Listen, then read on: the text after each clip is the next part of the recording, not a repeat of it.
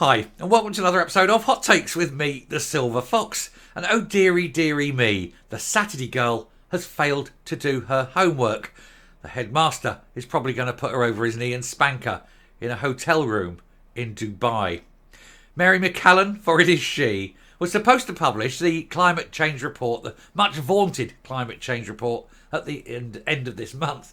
And instead of actually doing her job and then publishing it, she's decided that she's going to delay it a little bit. In fact, delay it indefinitely, and it's never likely to see the light of day. But of course, it can't be Mary's fault. Oh no, not dear sweet Mary. It's not her fault, is it? No, it's Westminster's fault. Because of course it is. It's Rishi Sunak, because he changed his mind, and instead of going car free or diesel and petrol car free in 2030, he's going to do what the rest of Europe is doing and go in 2035. Although if it goes in 2035, I'll eat my hat. They just don't have the infrastructure. But that's an entirely different matter on a entirely different video. The point is, she isn't releasing the report. She hasn't done the report. She's probably quite incapable of doing the report. Because after all, if it doesn't involve sweeping up the hair cuttings in her shop on a Saturday morning, it's a bit much and a bit beyond her limited intellectual capabilities. Let's have a look, see why it's all going very, very wrong for Mary. Here goes. Now, of course, being an adult and doing a hard job is a difficult thing, and it's even more difficult when you're about 14. So for Mary, it must be a very big and daunting place. The world's a very difficult place when you find yourself in situations where you lack the ability to function as a fully grown adult. And so when people, ask you, can you have this report done? Can it be done by this time? And you say, yes, yes, yes. And then you start it and you realise that you don't know what you're talking about and you haven't got a hope in hell in finishing it on time. And so what you do is you dawdle and you prevaricate and you wait and you try and hope that nobody ever asks you for it. And when they do and you say it's not done, you have to come up with a very convincing argument as to why. Simply blaming Westminster, of course, isn't a very convincing argument. And of course, the people who know, and they will immediately tell you that it's not a very convincing argument. And that is what has happened. SNP government's Rishi Sunak excuse to delay the climate change policy has been torn apart by an expert. The Scottish Government's Net Zero Secretary Mairi McAllan blamed Westminster's gas boiler and new petrol and diesel car sale ban delay for her failing to publish a climate change report by the end of this month. She's been caught out because she's not capable of doing it. Now, I'm not saying she's a bad person. I'm not saying that she's, anyone out to cause problems in the world. I don't say that. She lacks the ability. I think she's just out of her depth at this and indeed many, many other things. She's found herself over-promoted into a position which she's quite incapable of fulfilling. The Scottish Government is using Rishi Sunak as an excuse for delaying its publication of its climate change plan, and it's been panned by experts. Net Zero Secretary Mairi McAllan confirmed that they would no longer be publishing a draft document this month, and that it had been pushed back indefinitely. In other words, it was too much and she didn't know what to do. She has blamed the UK government for this, as she highlighted that Westminster altered its policy over the sale of new cars and phasing out of fossil fuel boilers. However, a watchdog has described this delay as very disappointing and claimed that the issues she mentioned were actually quite insignificant in the grand scheme of things in Scotland. But she's clutching, of course, at desperately thin straws as she's hanging off the edge of a cliff, that cliff being her political career. She's been shown she's not capable of doing the job. Chris Stark, Chief Executive of the UK Climate Change Committee, said, "We agreed to push back the annual Scottish Progress Report to review the Scottish Government's new climate plan due at the end of this year, and now it seems we'll have nothing to review." You weren't going to have much to begin with, even if she did publish it, though, let's be honest. We're not sure why the PM's September speech on net zero would require a delay by the Scottish Government. We looked at it in detail. The biggest policy changes were about English buildings. I'm not aware of anything in the King's speech that would require a delay to the Scottish plan.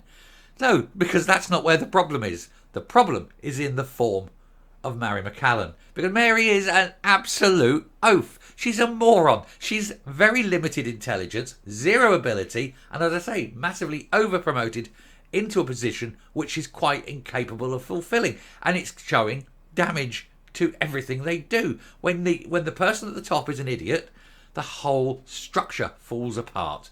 Just look at the SNP in total. He said, I think there are impacts for Scotland from the change in the date of the phase out of sales of petrol, diesel cars and vans, but minor. He says potentially positive impacts from a UK-wide strategy to accelerate grid infrastructure, etc. But these are reasons to go faster. Mr. McAllan said, or Miss McAllan, Mr. McAllan? Miss McAllan laid the blame on the delay at the door of the UK government despite the claims from Mr. Stark. And she said, while we are working to make our homes greener and easier to heat and reduce our reliance on petrol and diesel cars, the UK government is reneging on its own commitments, creating huge uncertainty for businesses and households. No, I'm not uncertain. I'm relieved. I don't think there's anything uncertain about anything. It's all perfectly fine. Thank you very much. No uncertainty. And of course, they say they want to make it easier to heat your homes.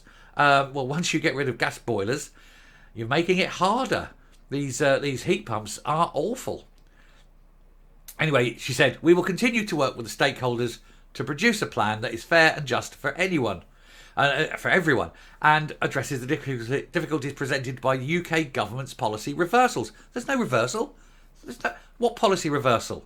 Moving something from here to here is not a reversal. It may be a delay, but it's not a reversal. Do you see the problem you have? You've got a woman there who doesn't even understand basic concepts, like the difference between a delay and a reversal.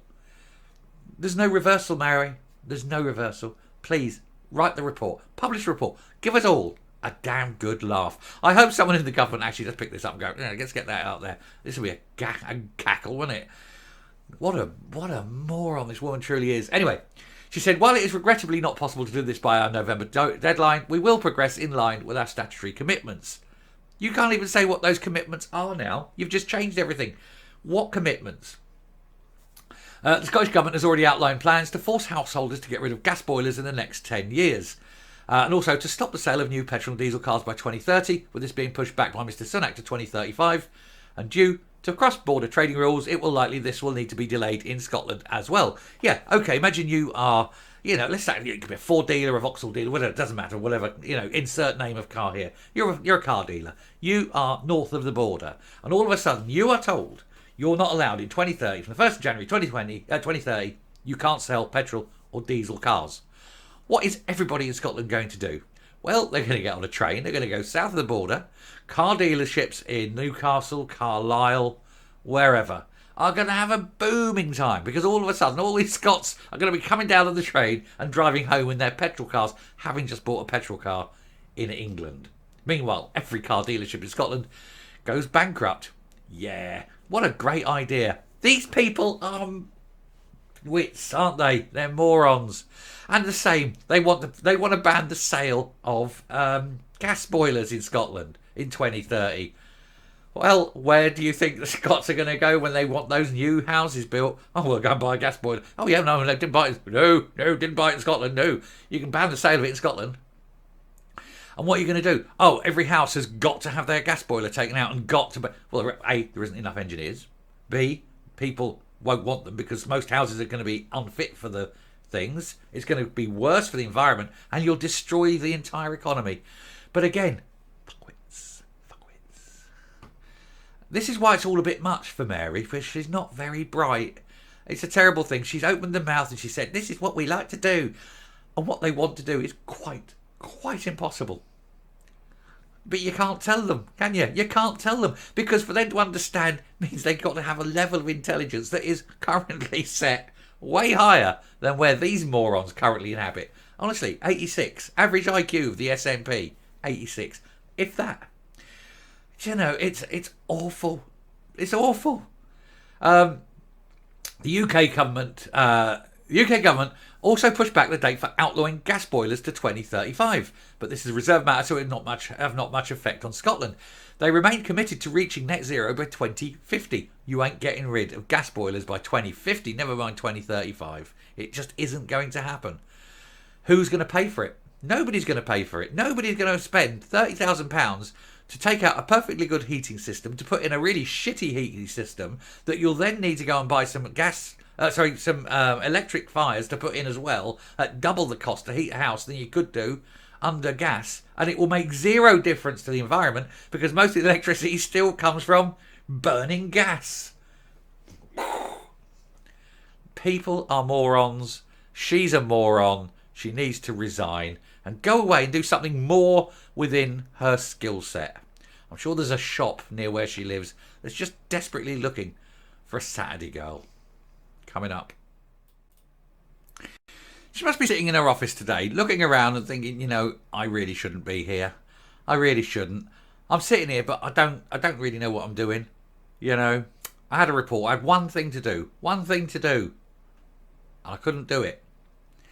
So maybe flying her off to Dubai is Hamza Yousaf's way of breaking the news to her. You know, come along. Let's see if you can earn that place in the office. Come to Dubai with me, sweetheart. And she will too, because she's desperate to hang on to her job because she knows she'll never have another one like it. Who the hell would employ her? She's a moron, and she's provably a moron. And she's also a bit lazy. But still, if she keeps Hamza happy on his little hollybobs, who am I to say anything else? I shall stop there. Thank you very much for watching. I hope this has entertained you. I found it funny. These people are just so stupid. They give them one job to do and they just can't do it. Morons, a lot of them. Anyway, till next time, stay safe, stay well, and hopefully one day we'll get to read that report and all have a good belly laugh. Bye.